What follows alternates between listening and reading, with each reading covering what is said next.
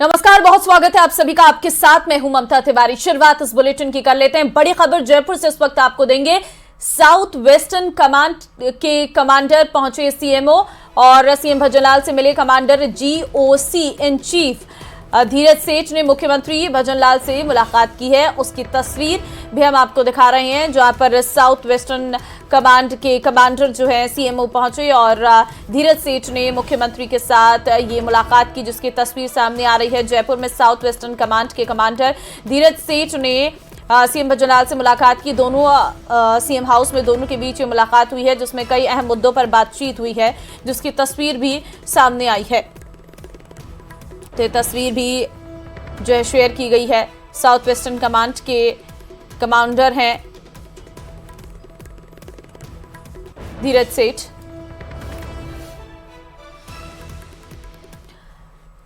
चलिए एक और जानकारी इस वक्त आपको जयपुर से देंगे, जहां पर अधिकारियों की बैठक ले रही हैं यूडीएच मंत्री छाबर सिंह खर्रा अधिकारियों की बैठक ले रहे। UDH, JDA, LSG housing board के अधिकारियों की बैठक, योजनाओं विकास कार्यों की समीक्षा कर रहे मंत्री। 100 दिन की कार्य योजना की ले रहे रिपोर्ट। तो अधिकारियों की बैठक ले रहे यूडीएच मंत्री, जानकारी इस वक्त आपको दे रहे हैं। ये बड़ी खबर निकलकर सामने आ रही है। अधिकारियों की बैठक यहां पर यूडीएच मंत्री लेते नजर आ रहे। योजनाओं विकास कार्यों की समीक्षा कर रहे मंत्री। 100 दिन की कार्य योजना की रिपोर्ट जो है वो ली जा रही है, क्योंकि 100 दिन की कार्य योजना तैयार करने का साफ तौर पर निर्देश दिया गया है।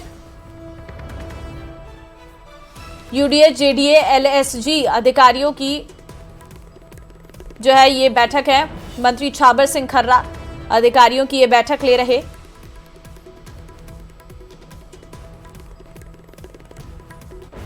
योजनाओं विकास कार्यों की समीक्षा कर रहे मंत्री। चलिए आगे बढ़ते हैं। श्रीकरणपुर में मिली हार पर बोले केंद्रीय मंत्री गजेंद्र सिंह शेखावत, सहानुभूति की लहर में कांग्रेस को जीत मिली है और राजस्थान की सरकार बहुमत की सरकार है। प्रदेश में बीजेपी सरकार बेहतर काम करेगी। और श्रीकरणपुर में मिली हार पर बोले केंद्रीय मंत्री कैलाश चौधरी, एक सीट पर हार से सरकार का आकलन ठीक नहीं और प्रदेश में जनता के हित वाली सरकार बीजेपी की सरकार में होगा चहुमुखी विकास। देखिए, सामान्यतया इस तरह का चुनाव जो किसी व्यक्ति के देहावसान के बाद में होता है, उस चुनाव में मृत व्यक्ति के प्रति, मृत नेता के प्रति कहीं न कहीं किसी न किसी तरह की आस्था और सहानुभूति की एक लहर होती है। उस सहानुभूति की लहर के चलते हुए इस तरह के परिणाम आया है। लेकिन क्योंकि राजस्थान की सरकार पूरी बहुमत की सरकार है, 115 सीटों के साथ में काम कर रही है, निर्दलीयों ने भी भारतीय जनता पार्टी की सरकार को समर्थन दिया है। तो श्रीकरणपुर में मिली हार पर गजेंद्र सिंह शेखावत को आप सुन रहे थे। उनका साफ तौर पर कहना है कि ये सहानुभूति की लहर है, जिसके चलते कांग्रेस को यहां पर जीत मिली है और राजस्थान में जो सरकार है वो बहुमत की सरकार है और ऐसे में सरकार अपना काम कर रही है और बीजेपी में जो बीजेपी सरकार है वो प्रदेश में बेहतर काम करेगी। श्रीकरणपुर में मिली हार पर गजेंद्र सिंह शेखावत का ये बड़ा बयान जो है वो सामने आया है। सहानुभूति की लहर में कांग्रेस को जीत मिली है। देखिए श्रीकरणपुर में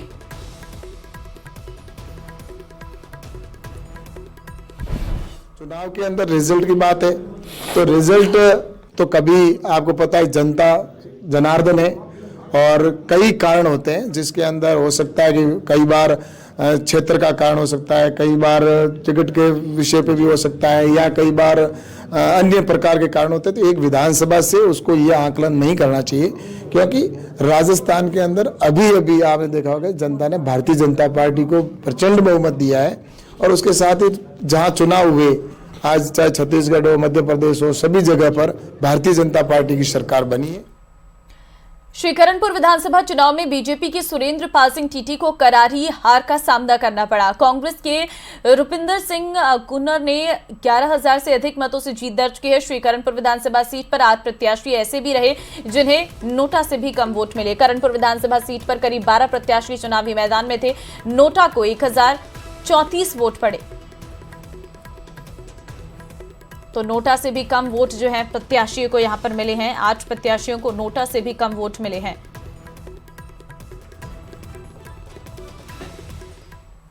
जयपुर से बड़ी खबर आपको देंगे, जहां पर यूडीएच मंत्री ने अधिकारियों के लिए बैठक 100 दिन की कार्य योजना की रिपोर्ट ली है और योजना विकास कार्यों की भी समीक्षा। जेडीए एलएसजी हाउसिंग बोर्ड के अधिकारी इसमें शामिल हुए। तो देखिए, जयपुर में यूडीएच मंत्री झाबर सिंह हर्रा ने अधिकारियों की बैठक ली, जिसमें 100 दिन की कार्य योजना की रिपोर्ट ली, साथ ही योजनाओं और विकास कार्यों की समीक्षा भी की। बैठक में UDH, JDA, LSG housing board के अधिकारी शामिल हुए।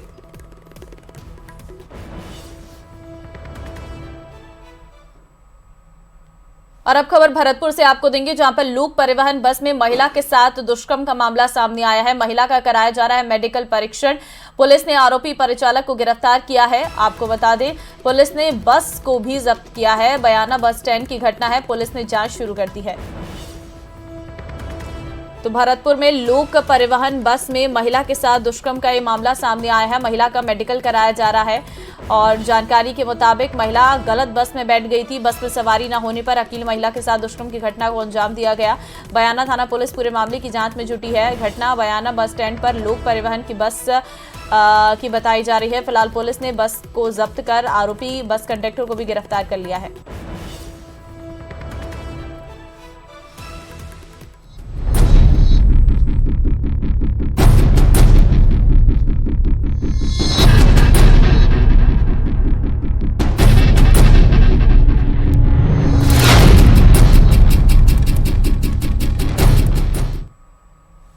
चलिए आगे बढ़ते हैं। उत्तर भारत में सर्दी का सितम जारी है। आपको बता दें, लोग शीतलहर से परेशान हैं। ठंड इतनी अधिक बढ़ गई है कि लोग घरों में दुबके हुए हैं।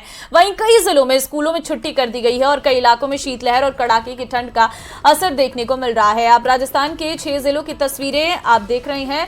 कई जिलों में बारिश के बाद न्यूनतम तापमान में गिरावट दर्ज की गई है। अलवर, जैसलमेर, झुंझुनू, धौलपुर, करौली और टोंक की तस्वीर है, जहां पर ठंड की दस्तक के बाद जो है आवागमन में काफी दिक्कतें हो रही हैं। सुबह सवेरा जो कोहरा है वो लोगों को परेशान कर रहा है। झुंझुनू की तस्वीर आप देखिए, जो सब्जी है उन पर भी असर पड़ता हुआ नजर आ रहा है, क्योंकि सब्जियों में जो है ओस की बूंदें जो सब्जी को खराब कर रही है। अगर ठंड इसी तरीके से बढ़ती रही और पारा गिरता रहा तो जो बर्फ है वो फसल को और नुकसान पहुंचाएगी। फिलहाल धौलपुर, करौली, टोंक की भी तस्वीर आपको दिखा रहे हैं, जहां पर हाईवे पर आप देख सकते हैं सुबह के वक्त किस तरीके से कोहरा छाया हुआ है, जिससे आवागमन करने में लोगों को काफी मुश्किलों का सामना करना पड़ रहा है।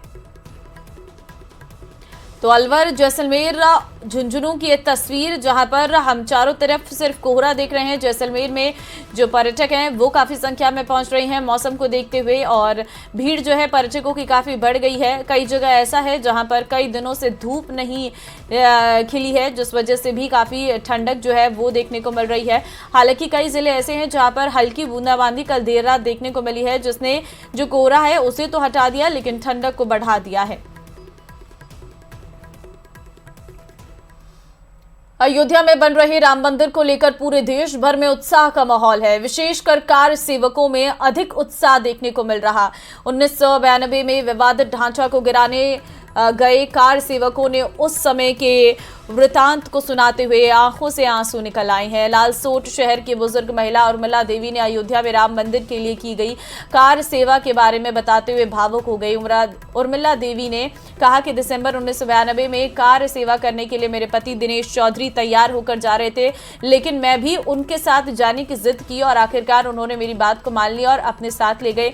वहां हमने विवादित ढांचे को गिराने का काम किया और भगवान रामलला के दर्शन किए।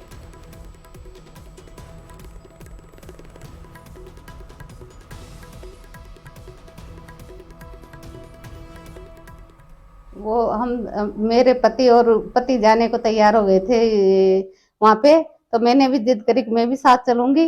मेरे जेठ होता था, मोहन जी नाम था उनका, वो खत्म हो गए। उनके साथ वो भी हमारे साथ गए थे। हम तीनों करके गए थे वहाँ पे, और वहाँ जाने के बाद में हमने है ना, जो वहाँ राम मंदिर में बहुत भीड़, बहुत लोग बाग थे, बहुत भीड़ थी।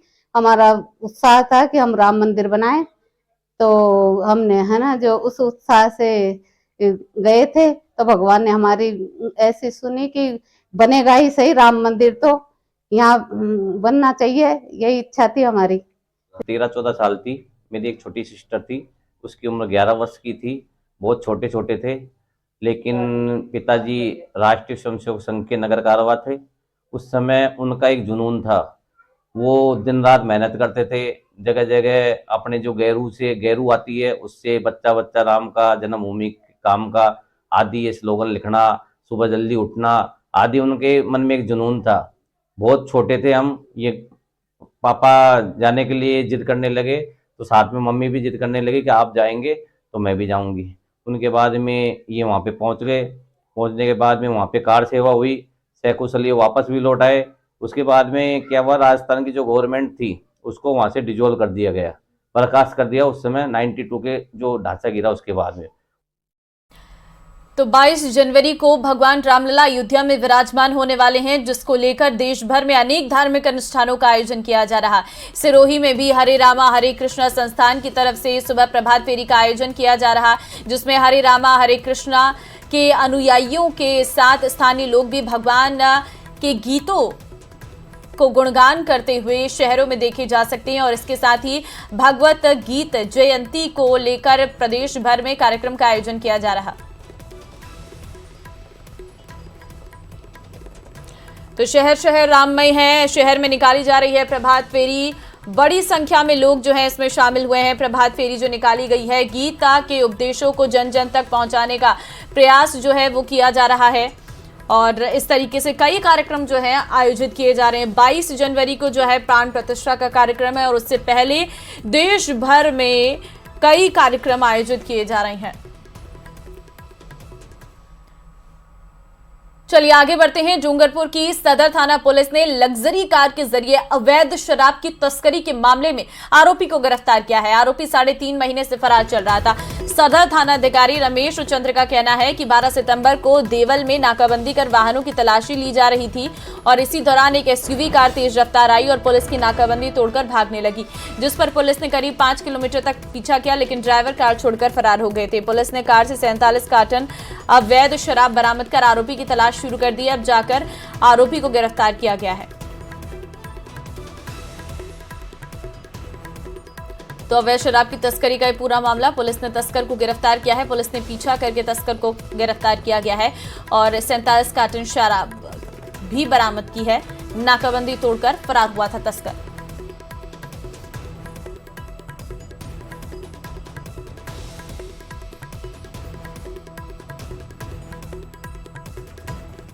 मिली कि डूंगरपुर की तरफ से एक एक्सयूवी कार जिसमें शराब भरी हो, कार का चालक कार को तेज गति से देवल की तरफ लेकर आ रहा है। इस पर मन थाना अधिकारी ने नाकाबंदी की तो कार चालक ने नाकाबंदी तोड़कर बारों का शेर अंधेरे में कार को ले जाकर खड़ी कर दी थी, जिस पर प्रकरण दर्ज कर अज्ञात अभियुक्त की तलाश की गई।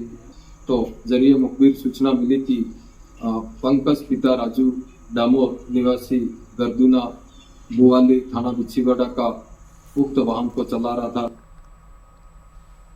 दौसा के लालसोट में महिला ने सड़क पर हाई वोल्टेज ड्रामा किया है। दरअसल पारिवारिक विवाद के चलते महिला बीच सड़क पर बैठ गई, जिसके बाद महिला को हटाने पहुंचे परिजनों ने साथ मारपीट भी की, जिसके बाद परिजनों ने महिला को जबरदस्ती ले जाने की कोशिश भी की। आखिर में मौके पर पहुंची पुलिस ने महिला को समझाइश की, जिसके बाद महिला को सड़क से हटाया गया और यातायात को दोबारा सुचारू किया गया।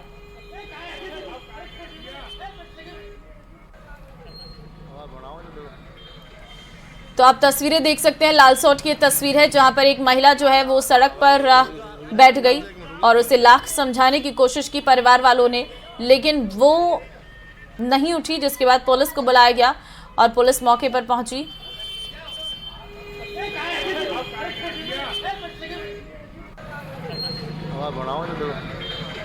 पारिवारिक विवाद बताया जा रहा है सड़क पर बैठने की वजह। इस दौरान लोगों की भारी भीड़ भी जमा हो गई। यातायात को सुचारू करने के लिए पुलिस मौके पर पहुंची।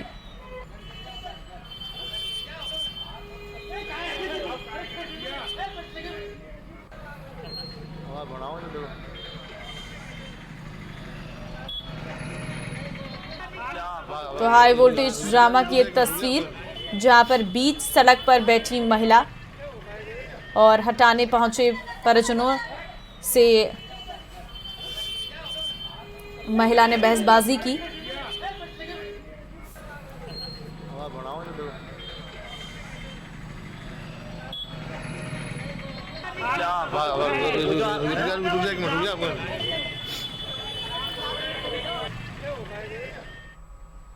अयोध्या में भगवान राम की प्राण प्रतिष्ठा जोरों पर है। वहीं प्रभु राम के मंदिर में लगे सैंडस्टोन के पहले चरण का काम पूरा हो चुका है। मंदिर में लगने वाले सैंडस्टोन के काम के लिए भीलवाड़ा की एक कंपनी को ऑर्डर मिला है। ग्रे और रेड कलर के कॉम्बिनेशन में ये सैंडस्टोन मंदिर परिक्रमा, पार्किंग और चहलकदमी में लगाया जा रहा है। भीलवाड़ा के बिजौलिया के जमीन से निकला सैंडस्टोन अपने आप में ही काफी प्रसिद्ध है। बिजौलिया से निकले इस पत्थर को राम पत्थर के नाम से जाना जाएगा। कंपनी के मुताबिक अब तक मंदिर में 100 ट्रकों के माध्यम से 4000 टन से अधिक इस सैंडस्टोन की सप्लाई की जा चुकी है और ये पत्थर अन्य पत्थरों की अपेक्षा अधिक टिकाऊ और मजबूत होने के साथ साथ इसके पानी सोखने की क्षमता भी अधिक है। हम ये ब्रिज कटर चला रहे हैं, कटिंग कर रहे हैं राम मंदिर के लिए। जो पत्थर कट के जा रहा है हमारे यहाँ से राम मंदिर के लिए जा रहा है। हमें बहुत अच्छा महसूस हो रहा है कि राम मंदिर की वजह से हम लोगों को रोजगार मुहैया हुआ है और रोजगार कर रहे हैं हम। ये राम मंदिर के लिए हम पत्थर कटिंग करके भेज रहे हैं, तो इसका हम हमारे परिवार से जाएंगे तो उनको बताएंगे कि ये हमारे हाथों का कटा पत्थर है और यहाँ राम मंदिर में लगा हुआ है। ये एक बड़ा अवसर था और कोई भाग्यशाली लोग होते हैं जिनको मिलता है इस तरह का अवसर और हम लोग भी उनमें से एक हैं। बिजौलिया वाले जो पत्थर की सबसे बड़ी विशेषता है, जितने भी दूसरे पत्थर आते हैं वो सब कॉम्प्रेसिव स्ट्रेंथ में भले ही वो इसके बराबरी पे हो, पर टेंसाइल स्ट्रेंथ की जब बारी आती है तो बिजौलिया वाले पत्थर को कोई भी पत्थर बीट नहीं कर सकता। तो जितने भी बड़े मंदिर बनते हैं, स्पेशली जितने भी अक्षरधाम के मंदिर बने हैं, BAPS स्वामीनारायण की इनका समूह है, उसका सबसे पहले गांधीनगर मंदिर बना, उसमें काफी मात्रा में काम में आया। फिर दिल्ली वाले अक्षरधाम में आया, फिर न्यू जर्सी में काम में आया। इनके जो मेन हेड ऑफिस है शाहीबाग मंदिर, उसमें पूरा बिजौलिया वाला पत्थर फ्लोरिंग में काम में लिया है। अभी नागपुर मंदिर का काम चल रहा है, अक्षरधाम मंदिर का ही, उसमें भी पूरा जो बीम का पत्थर काम में आया है वो बिजौलिया वाला पत्थर काम में लिया, बीम में, नींव में। बांसवाड़ा की सज्जनगढ़ में शिक्षिका पर तलवार से हमला करने के आरोपी को पुलिस ने अरेस्ट किया है। दरअसल मामला 23 अगस्त का है, जब शिक्षिका अपने भाई के साथ स्कूल जा रही थी और स्कूल से पहले कुछ बाइक सवार बदमाशों से बहस के बाद उन्होंने शिक्षिका पर तलवार से हमला कर दिया, जिसके बाद आरोपी को पकड़ने के लिए SP के निर्देशन में टीम का गठन किया गया और जिसके बाद पुलिस ने आरोपी गिरफ्तार कर कोर्ट में पेश किया है।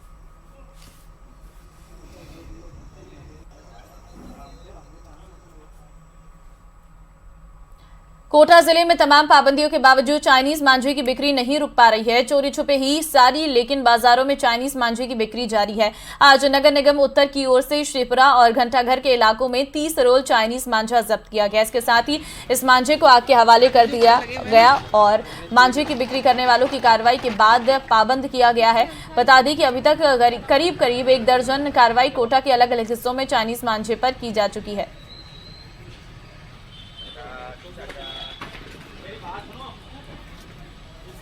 कागज ऊपर लगे हुए ना,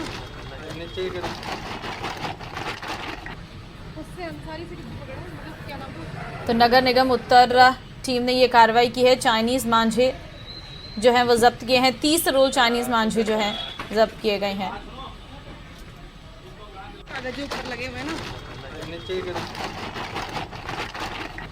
उससे अंसारी से पकड़ा, मतलब क्या नाम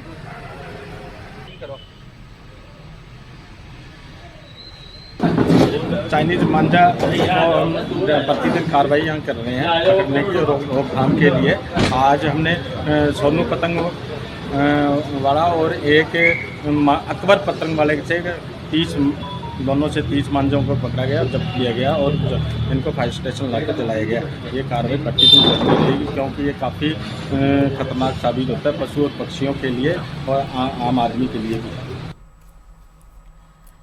गंगापुर सिटी में सीवरेज कार्यों में लापरवाही के चलते आए दिन हादसे होते रहते हैं। शहर के फव्वारा चौक के पास एक सीमेंट से भरी ट्रॉली अचानक से चलते वक्त रोड में धंस गई। गनीमत रही कि धंसने से पहले ट्रैक्टर ट्रॉली नहीं पलटी, वरना बड़ा हादसा हो सकता था। वहीं सीवरेज काम में लापरवाही के चलते स्थानीय लोगों में आक्रोश व्याप्त है। स्थानीय लोग खोदी गई सड़क की गुणवत्ता और निर्माण कार्य के बाद दुरुस्त नहीं करने का आरोप लगा रहे, जिसके चलते बड़े वाहन लगातार गड्ढे में गिर रहे। तो तस्वीर हम आपको दिखा रहे हैं, आप देख सकते हैं किस तरीके से ये खराब सड़क में एक बड़ा हादसा हो सकता था। एक ट्रैक्टर ट्रॉली यहां से जा रही थी और अचानक से जो गड्ढा वहां पर हो रखा था उसमें एक टायर फंस जाता है। वो तो गनीमत रही कि ट्रॉली पलटी नहीं, अगर ट्रॉली पलट जाती तो एक बड़ा हादसा यहां पर हो सकता था। स्थानीय लोगों ने कई बार शिकायत की है इस खराब सड़क को लेकर, लेकिन उसके बावजूद भी इस पर अभी तक कोई अमल नहीं किया गया है, जिसके चलते लोगों में काफी गुस्सा भी देखने को मिल रहा है। खुदाई के बाद मरम्मत नहीं की जाती है, जिसके चलते ऐसे हादसे होते हैं।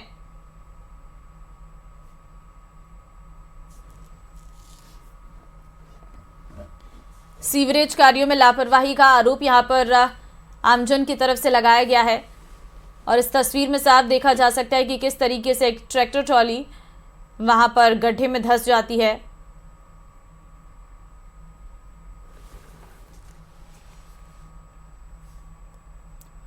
डीडवाना नगर परिषद से 14 पत्रावली और नक्शे गायब होने का मामला पिछले 6 महीने से तूल पकड़ रहा है और वहीं मामले में अब तक कोई कार्रवाई नहीं की गई है।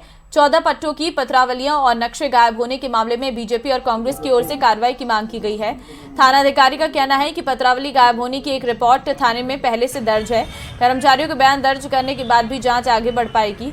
सूत्रों के मुताबिक कहीं न कहीं अधिकारियों की मिलीभगत के कारण मामले में कार्रवाई रुकी हुई है। बता दें कि भ्रष्टाचार की शिकायतों पर नगर परिषद आयुक्त ने गायब हुई 14 पत्रावलियों से जुड़ी जांच को लेकर एक कमेटी का गठन किया है। बता दें कि डीडवाना की नेहरू कॉलोनी की 14 पत्रावलियों को नक्शा गायब होने से में नगर परिषद के अधिकारियों की मिलीभगत की आशंका जताई जा रही। पट्टा धारकों को 7 दिन में दस्तावेज जमा कराने का आदेश जारी किया गया है।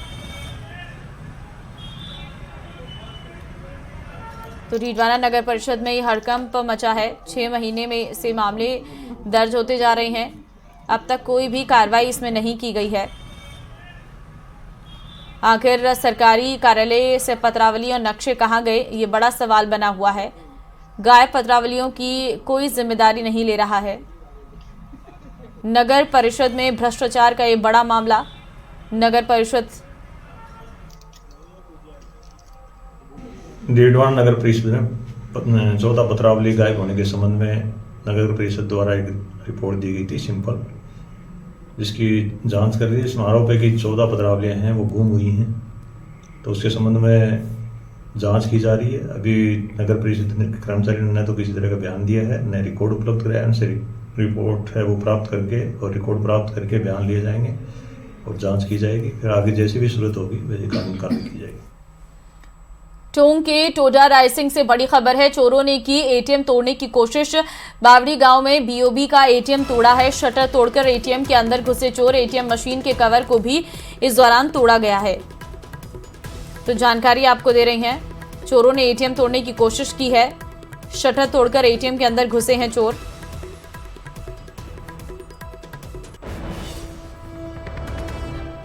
तस्वीर हम आपको दिखा रहे हैं। चोरों ने एटीएम तोड़ने की कोशिश की है, उसकी तस्वीर भी सामने आई है। हालांकि वो इसमें सफल नहीं हो पाए। एटीएम तोड़ने की पूरी कोशिश थी, सारी प्लानिंग चोरों की ओर से की गई।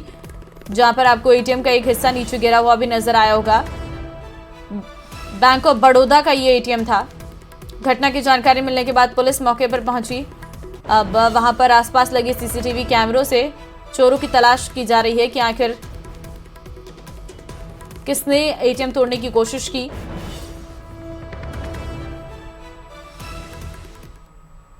राजसमंद जिला एवं सेशन कोर्ट ने पत्नी की हत्या के आरोपी गोपाल लाल को आजीवन कारावास और 20,000 रुपए का जुर्माना लगाया। दरअसल 9 अगस्त 2017 को मियाला की रहने वाली मंजू देवी ने उदयपुर के एमबी अस्पताल के बर्न वार्ड में पुलिस को दिए बयान में बताया है कि 8 अगस्त की शाम को उसका पति घर पर आया और झगड़ा करने लगा और पास में रखे केरोसिन के तेल को उसके शरीर पर डालकर आग लगा दी थी। 10 अगस्त को अहमदाबाद में इलाज के दौरान मंजू की मौत हो गई थी। तो बड़ा गोपाल लाल को आजीवन कारावास की सजा यहां पर सुनाई गई है। हत्या के आरोपी को सजा मिली है। सेशन कोर्ट ने यह बड़ा फैसला लिया है। 20,000 का जुर्माना भी इस दौरान लगाया गया है।